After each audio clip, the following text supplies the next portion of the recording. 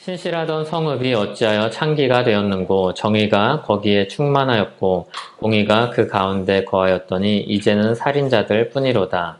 내 은은 찌꺼기가 되었고 내 포도주에는 물이 섞였도다.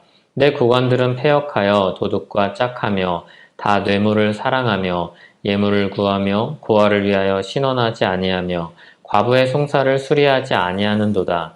그러므로 주 만군의 여호와 이스라엘의 전능자가 말씀하시되 슬프다. 내가 장차 내 대적에게 보응하여 내 마음을 편하게 하겠고 내 원수에게 보복하리라. 내가 또 내 손을 내게 돌려 내 찌꺼기를 잿물로 씻듯이 녹여 청결하게 하며 내 혼잣물을 다 제하여 버리고 내가 네 재판관들을 처음과 같이 내 모사들을 본래와 같이 회복할 것이라.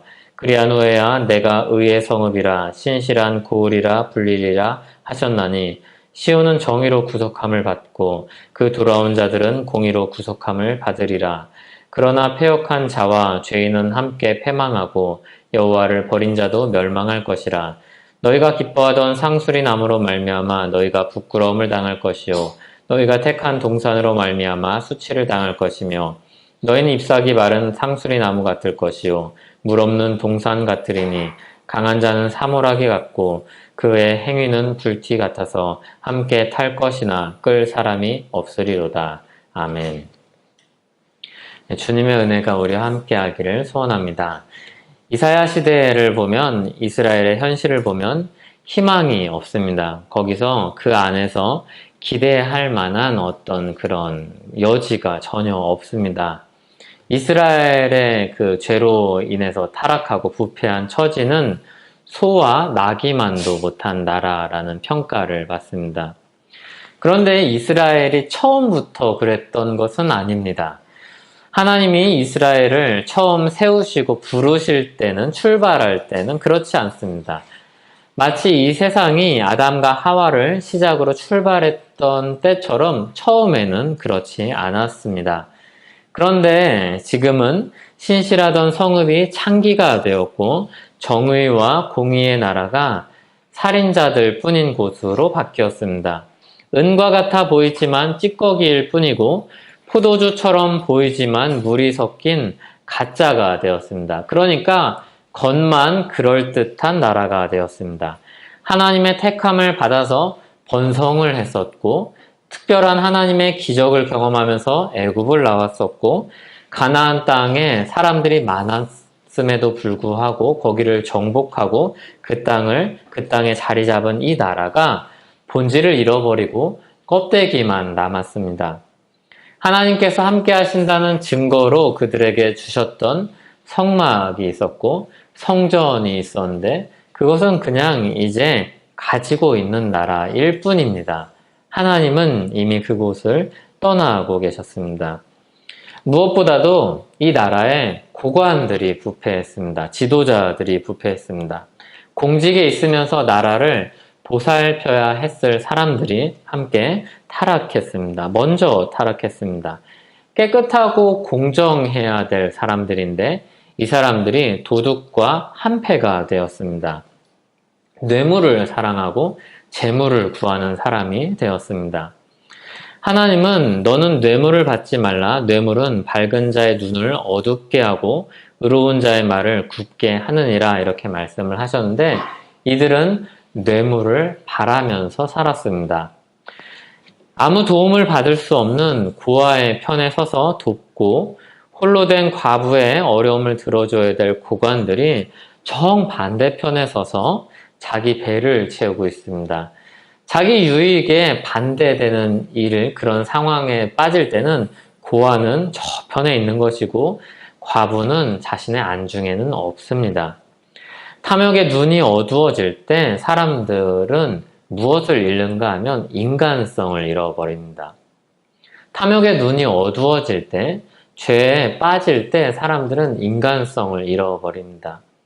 정상적인 사람일 때는 이 사람들도 죄에 빠져 있지 않을 때는 탐욕의 눈이 가리워지지 않을 때는 어쩌면 과부들을 돌보았고 그리고 어린 아이들, 고아들의 편에 섰을지 모릅니다.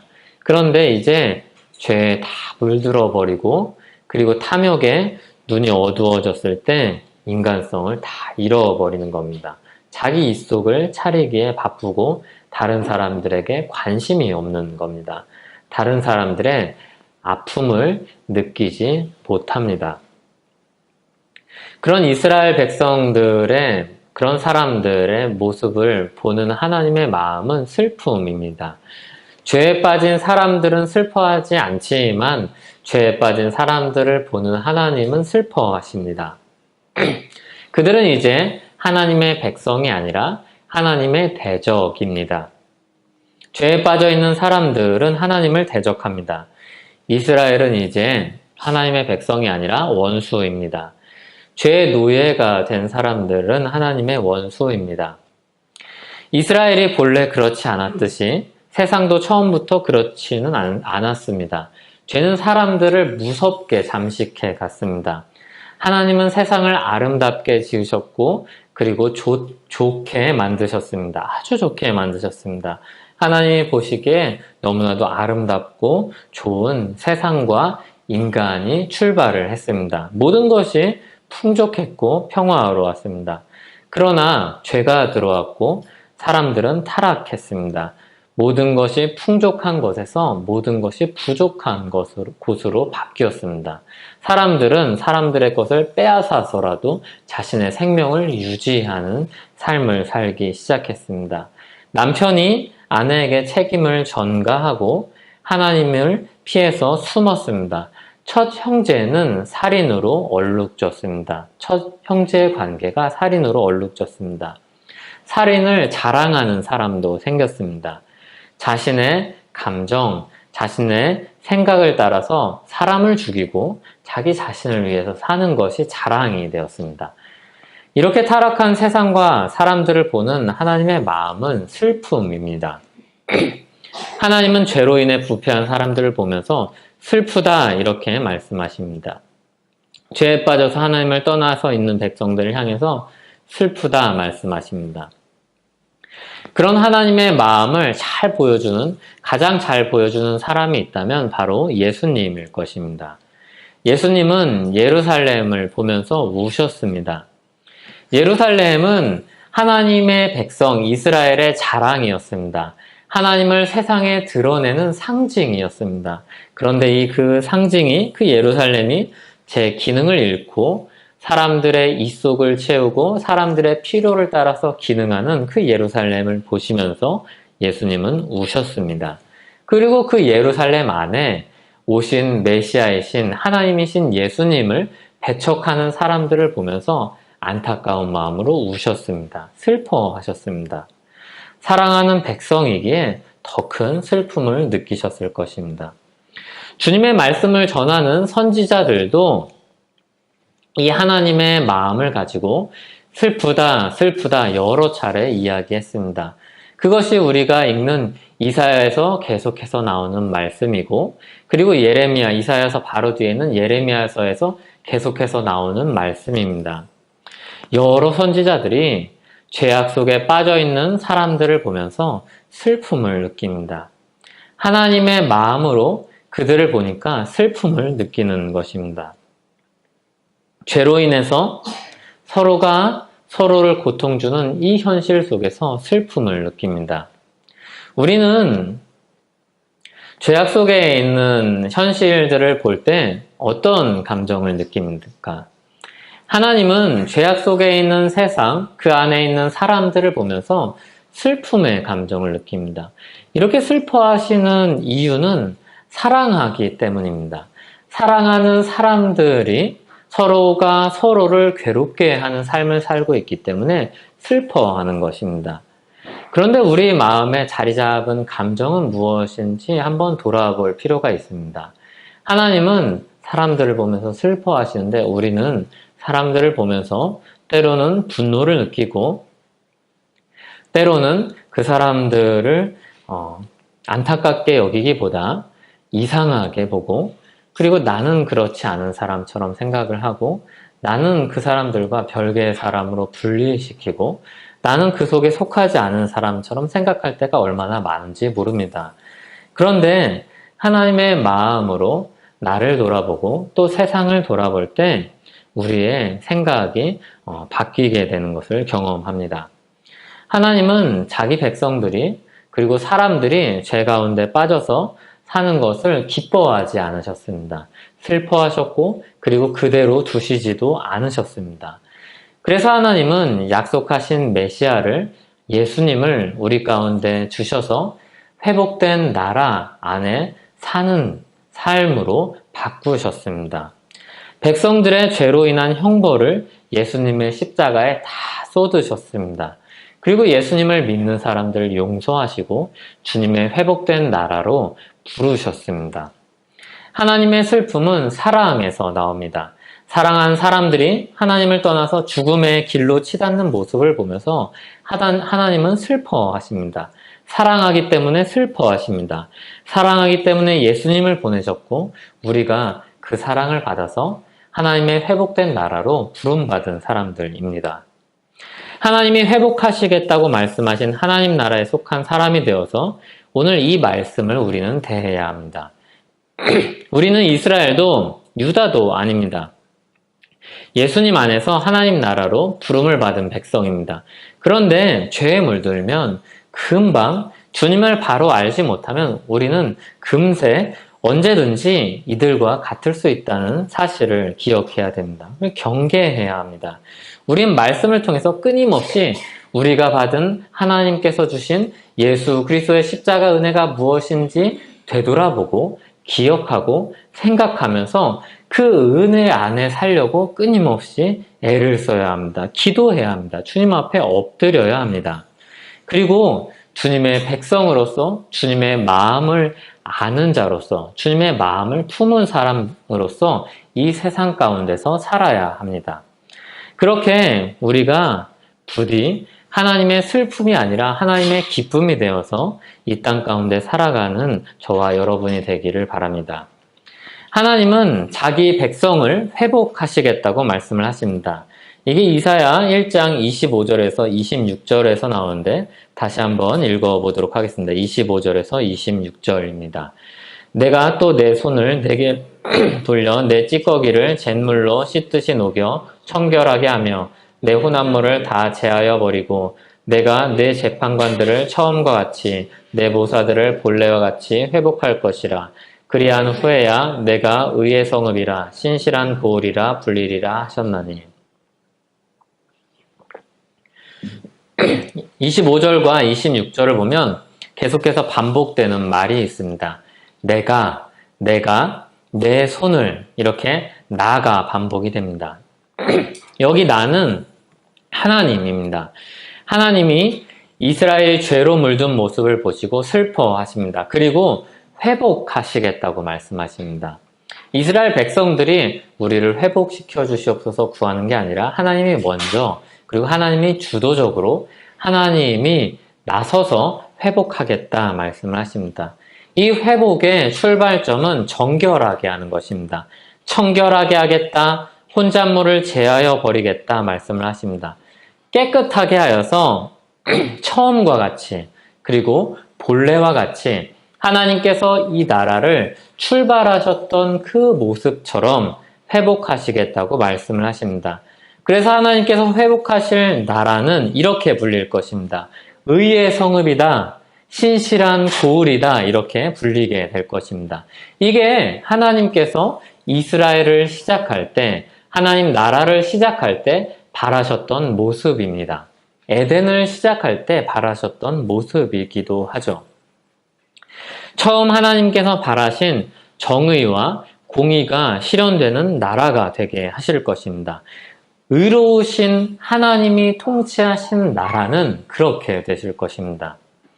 주님의 나라가 이렇게 의로운 나라, 공의의 나라가 되는 이유는 하나님께서, 왕이신 하나님께서 의로우시기 때문입니다. 주님은 백성들을 다시 깨끗하게 하시고 주를 믿고 따르는 백성들을 통해서 주님을 나타내는 나라를 다시 시작을 하십니다. 하나님은 아브라함을 부르실 때부터 주님의 의로우심을 나타내겠다고 말씀을 하셨습니다. 창세기 18장 18절과 19절에 보면 아브라함이 강대한 나라가 될 것이라고 약속을 하십니다. 그리고 이 강대한 나라가 될 때 천하 만민이 복을 얻게 될 것인데 그 나라 가운데 무엇을 행하게 하시겠다고 말씀을 하시는가 하면 여호와의 도를 지켜서 의와 공도를 행하게 하려고 그를 택하였다 이렇게 말씀을 하십니다. 제가 창세기 18장 18절과 19절 말씀을 읽어드리겠습니다. 아브라함은 강대한 나라가 되고 천하 만민은 그로 말미암아 복을 받게 될 것이 아니냐. 내가 그로 그 자식과 권속에게 명하여 여호와의 도를 지켜 의와 공도를 행하게 하려고 그를 택하였나니 이는 나 여호와가 아브라함에게 대하여 말한 일을 이루려 함이니라. 아멘. 아브라함 때에도 아브라함이 하나님 주님께서 나를 특별하게 부르셨으니 이런 나라 이루겠습니다. 이렇게 포부를 가지고 이야기하지 않습니다. 하나님께서 이 나라를 부르실 때, 이 민족을 부르실 때 출발점부터 하나님은 아브라함을 강대한 나라로 만드시고 이 나라를 통해서 천하 만민이 복을 얻기를 원하십니다. 그 복의 내용 중에 하나로 아주 중요한 것이 여호와의 도를 지키는 겁니다. 여호와의 도를 지키니까 의와 이 정의와 공의로운 도를 따라서 이 백성들이 살아가게 됩니다. 그래서 이 나라 안에 들어가면 사람들은 어떤 느낌을 받냐면 이 나라는 정의로운 나라구나. 이 나라는 공의로운 나라구나. 정말 이 나라는 복된 나라구나 느끼는 것입니다. 왜 그런 복됨을 느낄까요, 사람들이? 왜 정의로운 나라에서 복을 느낄까요? 이 나라 안에는 보장이 되어 있습니다. 이 나라 안에는 평안이 보장이 되어 있습니다. 연약한 자가 와도 부족한 사람이 와도 자신들이 평안을 누릴 것이 보장이 되어 있습니다. 그러니까 이 나라 안에 들어오면 사람들은 정말 이 나라가 좋다. 이 나라는 안정이 되어 있구나. 나도 이 나라 안에서 안식을 얻을 수 있구나. 이것을 느끼는 나라가 주님의 나라입니다. 하나님은 아브라함을 통해서 이렇게 큰 나라를 이루시고 의와 공의를 따라서 살기를 바라셨습니다. 그렇게 출발을 하셨죠. 이들이 하나님 앞에서 순종해서 천하 사람들에게, 만민에게 주님의 복이 퍼져나가기를 바라셨습니다. 하나님 나라 백성을 통해서 하나님의 의를 이루어 가고자 하셨죠. 주님의 이런 마음은 이스라엘을 시작한 아브라함 때부터 그리고 지금 심판의 경고를 받고 있는 이사야 때에도 그리고 예수님이 오신 그 이후로도 변함이 없습니다. 이제 이 바통이 이 하나님의 뜻이 그 나라의 그 법도가 이제 주님의 백성인 교회에게 쥐어져 있습니다. 그 바통이 우리에게 넘어왔습니다. 주님의 의를 드러내서 복을 누리고 그 안으로 사람들이 천하 만민에 들어와서 천하 만민의 복을 누리게 하는 그 바통이 우리에게 쥐어져 있습니다. 교회에게 맡겨져 있습니다.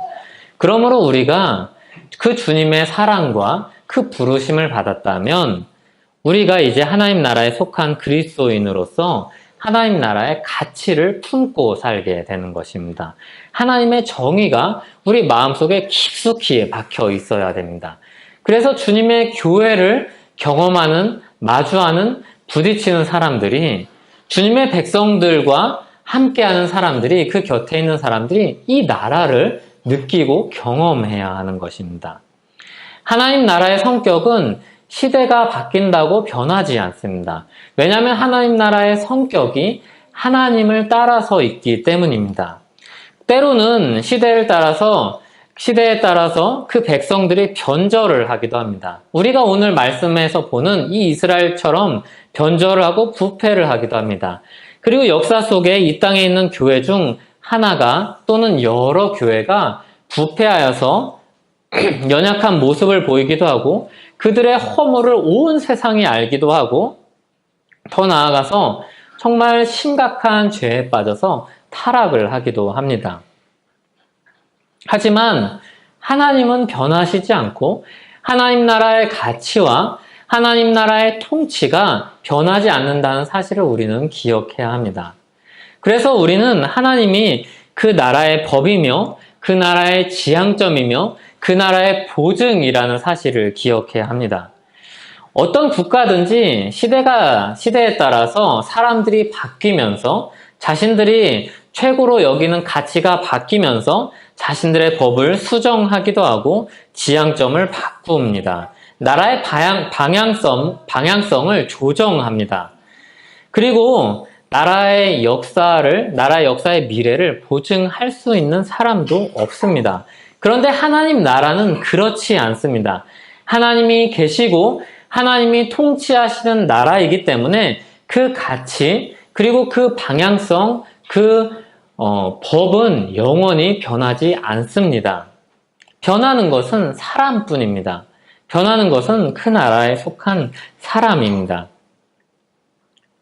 우리는 그 나라에 속한, 그 나라로 부름받은 사람들입니다.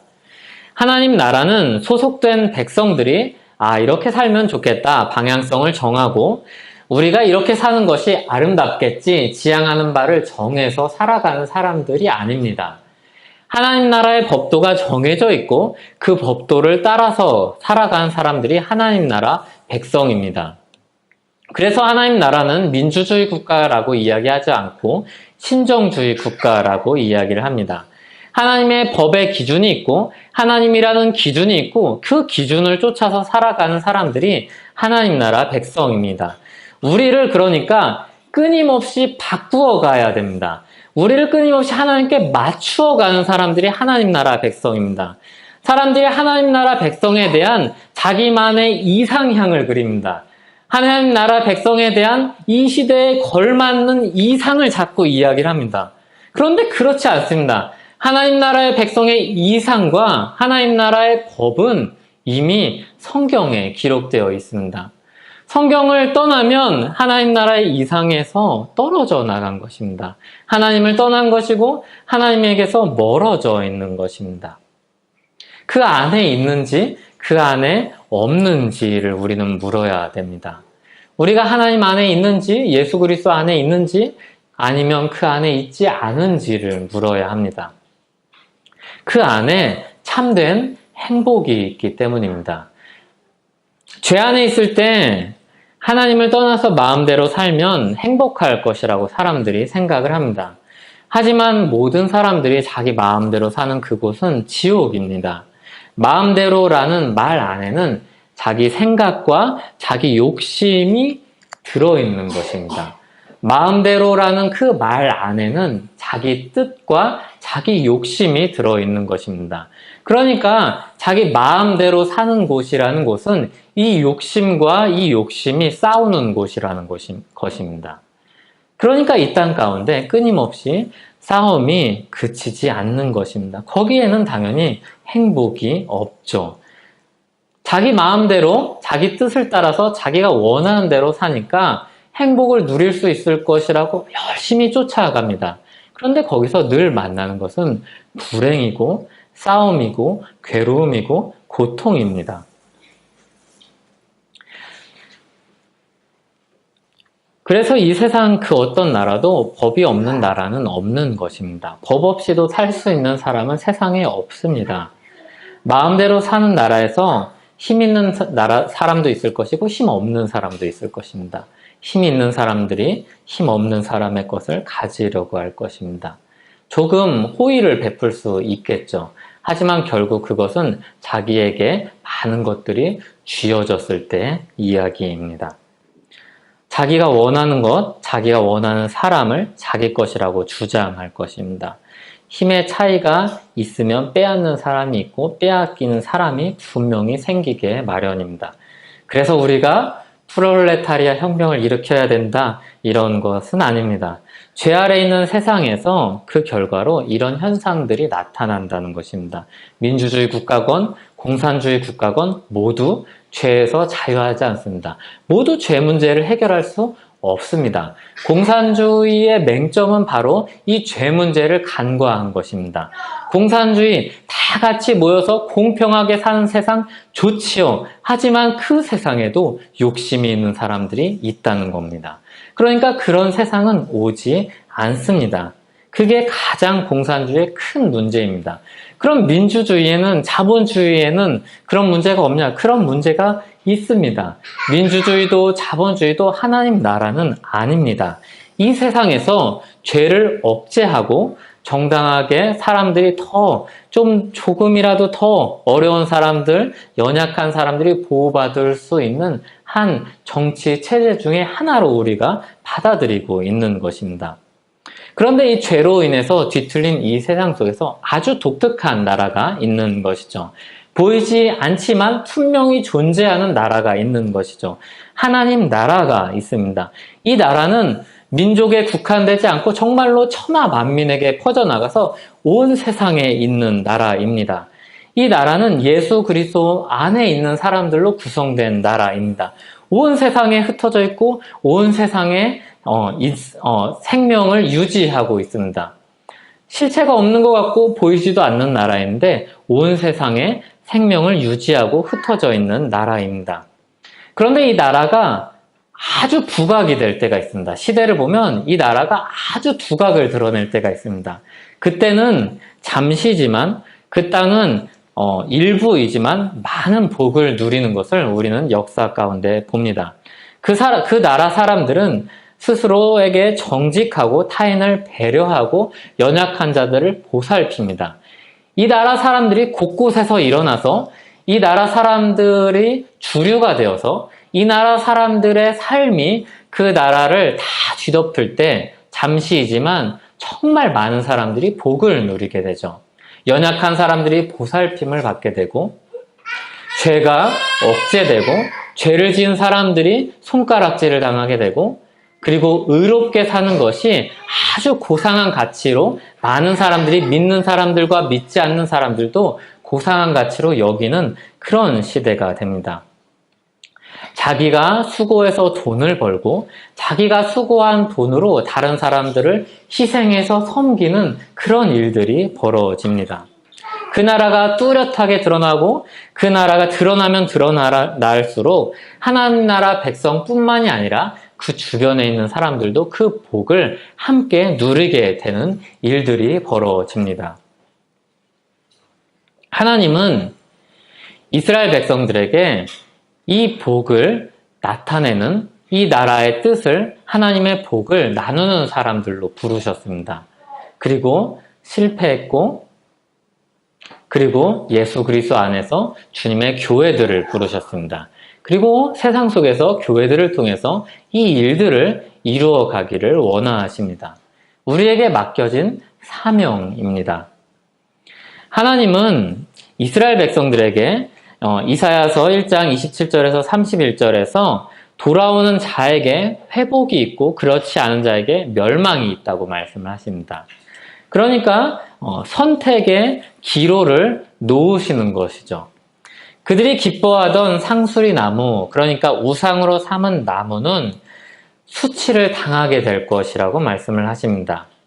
하나님께로 돌아오는 길을 선택하라고 아주 강력하게 경고를 이제 포함을 해서 말씀을 하시는 것이죠. 돌아오면 회복될 것이라고 말씀을 하시는 것입니다. 하나님께 돌아와서 하나님 나라 백성으로 살아가라고 말씀을 하십니다. 예수 그리스도 안에서 돌아온 사람들은 우리는 그래서 이 안에서 사명감을 가지고 살아가는 것입니다.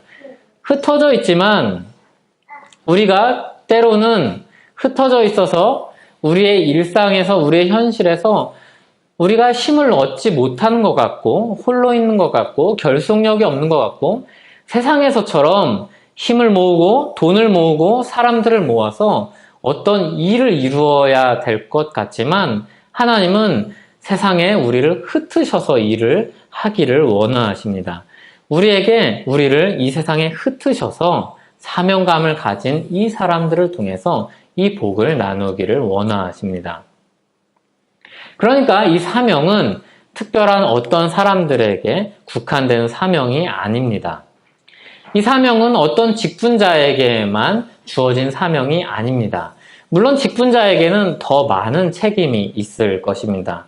하지만 모든 교회에게, 모든 주님 나라 백성에게 이 책임이 있습니다. 모든 신자를 향한 하나님의 부르심이 있습니다. 하나님 나라 백성이 된 사람들은 하나님의 이 거룩하심, 하나님의 정의, 의로우심, 하나님의 빛을 드러내는 사람으로 부름을 받고 있습니다. 하나님이 거룩하시기 때문에 그 백성도 거룩합니다. 하나님이 거룩하시기 때문에 그 나라도 거룩합니다. 하나님이 의로운 분이기 때문에 그 나라도 의로운 나라가 되어야 합니다. 하나님이 의로운 분이기 때문에 예수 그리스도가 의로운 분이기 때문에 주님의 교회도 의로워야 합니다. 이 빛이신 하나님의 자녀는 빛의 자녀들로서 그래서 살아가야 합니다. 에베소 5장 8절에서 9절은 그래서 이렇게 우리에게 말씀합니다. 너희가 전엔 어둠이더니 이제는 주 안에서 빛이라. 빛의 자녀들처럼 행하라. 빛의 열매는 모든 착함과 의로움과 진실함에 있느니라. 착함, 의로움과 진실함, 이런 덕목들은 이사야 선지자가 그렇게 끊임없이 외쳤던, 수많은 선지자가 끊임없이 외쳤던 사랑과 정의와 다르지 않습니다. 그 말을 조금 다른 표현으로 바꾸어 말할 뿐입니다. 착함과 의로움과 진실함이 우리 안에 있는지를 물어야 합니다. 하나님 나라 백성으로서 착하게, 의롭게, 진실하게 살려는 사람들을 통해서 세상은 주님 나라를 봅니다. 주님의 빛을 봅니다. 이스라엘이 주님의 부르심을 따라서 정말로 정의와 공의를 행했으면 그 가나안 땅에서 주님의 빛을 드러냈을 것이고 주님의 정의와 공의를 드러냈을 것입니다. 정말 주님의 나라, 정말 저 나라, 정말 하나님의 나라는 다르고 좋구나. 그걸 느끼고 다 많은 사람들이 귀화했을 것입니다. 많은 백성들이 돌아왔을 것입니다. 주님께로 돌아왔을 것입니다. 우리는 종종 자꾸 분리를 합니다. 주님의 사랑과 주님의 정의를 분리하려고 합니다. 주님의 복음과 그리고 이 땅 가운데서 우리가 살아가는 삶을 자꾸 분리하려고 합니다. 하지만 그것은 분리할 수가 없습니다. 그 안에서 우리가 어떻게 살아가는가가 사람들에게는 복음이 될 것입니다. 그 안에서 우리가 어떻게 살아가는지가 그 사람들은 하나님 나라를 맛보는 경험이 될 것입니다. 우리는 하나님 나라 가치를 생각하면서 주님의 백성으로서 어떻게 살까를 끊임없이 물어야 합니다. 하나님 나라 백성으로 살도록 부르셨다는 이 사실을 알겠는데 내 현실에서 그 사명을 어떻게 실현시킬 수 있을까? 이것을 끊임없이 고민해야 됩니다. 이 고민이 깊어지면 깊어질수록 우리의 삶도 깊어질 것입니다. 이 고민이 넓어지면 넓어질수록 많은 사람들이 우리 품 안으로 들어오게 될 것입니다. 이 질문을 던지고 살아보는 과정 전체를 통해서 결과뿐만이 아니라 열매뿐만이 아니라 이 과정 전체를 통해서 하나님은 주님의 나라를 드러내실 것입니다. 인생의 굽이굽이마다 우리는 계속해서 이 질문을 던지게 될 것입니다. 하나님 나라 백성답게 신자답게 살고 있는지, 내 삶이 얼마나 하나님 뜻에 부합한지, 내 인생이 하나님 나라와 얼마나 가까운지 우리는 계속해서 되묻게 될 것입니다. 오스 기니스라는 사람은 사람들이 인생 모든 단계에서 인생의 목적을 찾고 이루려 한다고 이야기를 했습니다. 그러면서 인생의 단계를 여러 가지로 설명을 합니다. 대학생들은 한때 세계는 나의 밥이다 이렇게 느꼈지만 시간이 지나면서 이 대학을 나오면서 하나를 선택하면은 다른 모든 것을 포기해야 된다는 것을 깨닫게 됩니다.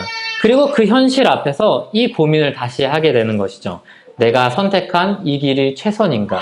내가 여기서 하나님 나라 백성으로서 어떻게 살 수 있는가? 내가 선택한 것은 겨우 요만큼이고 내가 포기해야 될 것이 이만큼인데 내가 여기서 무엇을 실현할 수 있을까? 자신의 현실의 한계를 직시하게 됩니다. 그리고 30대 초반이 되면 잔인한 현실을 일터에서 느낍니다. 부모들이 가졌던 기대, 동년배들의 삶을 비교하고 살펴보면서 현실의 무게를 경험합니다. 그리고 연봉과 경력과 인생의 의미를 돌아보게 됩니다. 내가 추구하는 이 가치와 그리고 나에게 주어질 연봉과 경력이 얼마나 많이 멀리 있는지, 이 가치를 추구하는 것과 이 연봉을 같이 얻는 것과 얼마나 그것을 같이 이루어가는 것이 어려운지, 이것을 꼭 이렇게 분리하려고 이야기하는 것이 아니라 이 가치를 지켜가면서 이 땅 가운데서 많은 것을 누리고 사는 것이 얼마나 어려운지를 이야기하는 것입니다. 그리고 중년이 되면 자신의 은사와 일이 맞지 않아서 자신이 부적격자라는 생각이 들 때가 있습니다. 이 문제를 생각한다고, 그래서 이 문제를 생각한다고 합니다. 과연 남은 생애 동안 이 일을 계속할 수 있을까? 이 일과 내가 열심히 지켜오던 그 가치를 어떻게 지켜갈 수 있을 것인가? 이 질문을 던진다고 합니다. 그리고 굉장한 성공을 거둔 40대와 50대는 자신의 성취에서 오는 사회적인 책임이 있을 것입니다. 그리고 그 책임 속에서 인생의 목적에 대한 의문을 제기를 하면서 던지면서 인생의 목적이 무엇인가? 하나님 나라 백성으로서 사는 것이 무엇인가? 이 질문을 던진다고 합니다. 인생의 다양한 전환기에 사람들은 이런 질문들을 던집니다. 하나님 나라 백성으로서 내 현실에서 정의와 공의를 지켜나가는 방법은 무엇인가? 사소하게는 이사를 할 때, 또는 직업을 바꿀 때, 또는 건강에 이상이 생길 때 이런 질문들을 던지게 됩니다. 심지어는 인생의 황혼기에도, 이제 인생의 말년에도 이런 질문을 던진다고 합니다. 일상에서 이런 질문들을 마주할 때 신자들은 늘 이 질문을 가지고 예수 그리스도 앞으로 나아가야 합니다. 예수 그리스도 앞으로 나아가서 이 질문을 가지고 내 삶의 가치, 내 인생의 문제를 물으면서 누가 우리를 부르셨는지, 우리를 어디로 부르셨는지 이 질문을 가지고 답을 찾아가야 합니다. 그러면서 예수 그리스도 안에서 살아서도 죽어서도 포기할 수 없는 것이 무엇인지를 다시 한번 확인해야 합니다. 살아서도 죽어서도 포기할 수 없는 것이 예수 그리스도라면 내 이 선택의 기로에서, 내가 던지는 이 인생의 기로에서, 이 인생의 질문에서 어떤 선택을 할지 답을 찾아갈 수 있을 것이라고 성경은 이야기합니다. 하나님이 예수 그리스도 안에서 우리를 하나님 나라로 부르셨습니다. 그리고 하나님 나라 백성으로서 이 땅에서 살기를 바라십니다. 주님은 우리를 정결하게 하시고, 예수 그리스도 안에서 우리를 정결하게 하시고 이 땅 가운데서 정결하게 살기를 바라십니다. 모양이 다 다르고 인생의 시기가 다 달라서 무엇 하나로 이야기하기는 참 어렵지만 주님 나라의 가치와 예수 그리스도라는 그 가치나 이런 것들은 다 동일합니다. 그 안에서 우리가 희생하고 그리고 다른 사람들을 배려하고 정말 고아와 과부를 돌보는 그런 삶을 살 때 사람들은 우리를 다시 보고 우리를 주목하고 교회에 희망이 있다고 생각할 것입니다. 그리고 구원기에 수많은 사람들이 교회로 나왔던 것처럼 교회로 사람들이 나오게 될 것입니다. 단지 수가 늘어나는 것이 아니라 정말 교회 안에 희망이 있다고 생각하게 될 것입니다. 그 일의 시작은 우리의 사소한 일상으로부터 시작하게 될 것입니다. 우리의 사소한 일상에서 하나님 나라를 드러내는 것부터 시작하게 될 것입니다. 그 사소한 일상 가운데서 모든 착함과 의로움과 진실한 삶이 있으면 사람들은 거기서 하나님 나라를 보게 될 것입니다. 그리고 정말 그 나라가 가치 있다는 것을 발견하게 될 것입니다. 우리의 어떤 큰 결단보다 우리의 일상의 선택 가운데서 사람들은 하나님 나라를 보게 될 것입니다. 어떤 사람에게는 그냥 제 시간에 맞춰서 출근을 하고 맡겨진 일을 성실히 하는 그런 진실함일 수 있습니다.